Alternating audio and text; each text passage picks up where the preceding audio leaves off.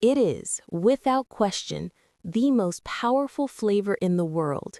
It's the red on your pizza, the base of your ketchup, the heart of your pasta sauce, and the fresh slice in your sandwich.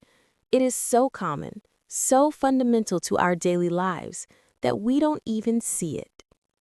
But what if I told you this familiar face is an imposter, that it carries a secret identity, a dark past, and a history of being so misunderstood that it was put on trial, accused of being a poison, and forced into a legal battle that went all the way to the Supreme Court?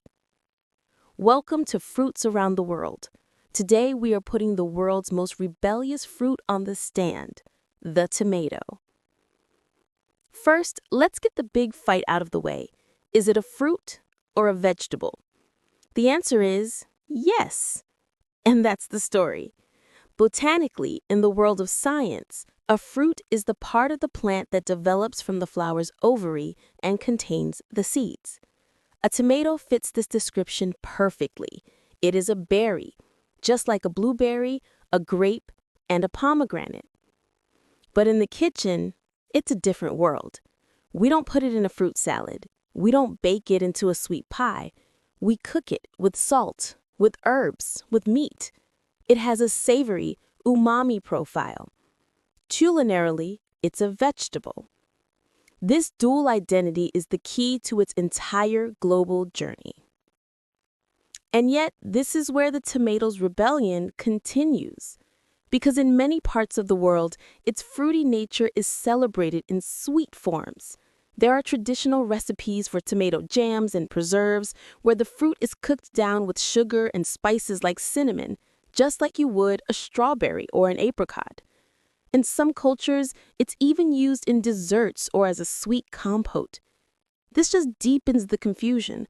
A fruit that the law calls a vegetable, which we mostly use as a vegetable, but which also secretly lives a double life as a dessert. And that journey does not begin in Italy. Our story starts in the Andes Mountains of South America and what is now Peru and Ecuador. The original wild ancestors of the tomato were tiny, like berries. They were not red. They were green, yellow, and small. It was the civilizations of Mesoamerica, particularly the Aztecs, who first domesticated this fruit. They called it tomato, which means the swelling fruit. It was a staple in their diet, often mixed with chilies and herbs into a sauce, the world's first salsa. When the Spanish conquistadors arrived, they saw this strange new food, and like they did with cacao, they took it back to Europe. But Europe did not roll out the red carpet. In fact, Europe was terrified of it. For a long time, the tomato was known by a menacing name, the wolf peach. This was partly because it was in the Solanaceae family, or nightshades. This is the same family that includes potatoes and eggplants, but also deadly belladonna.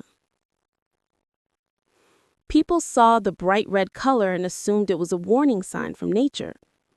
But the real trouble was a case of misunderstanding and bad kitchenware. In the 1500s and 1600s, wealthy Europeans ate off of heavy pewter plates, which have a very high lead content. The tomato was high in acid.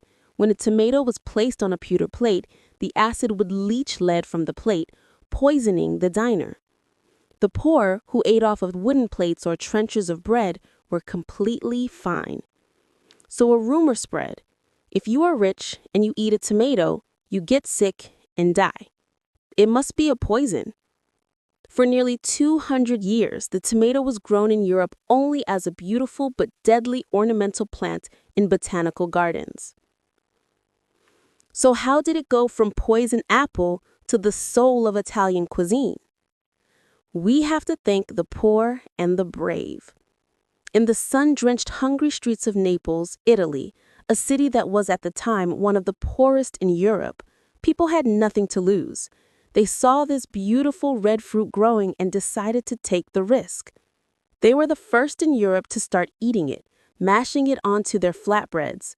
In doing so, they arguably invented the ancestor of the modern-day pizza, And more importantly, they proved the fruit was safe.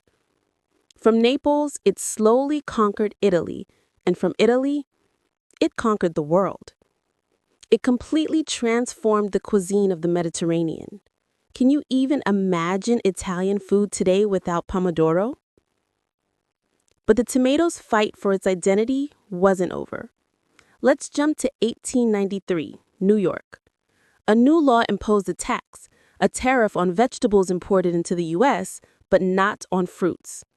A family of importers, the Nix family, sued the Port of New York.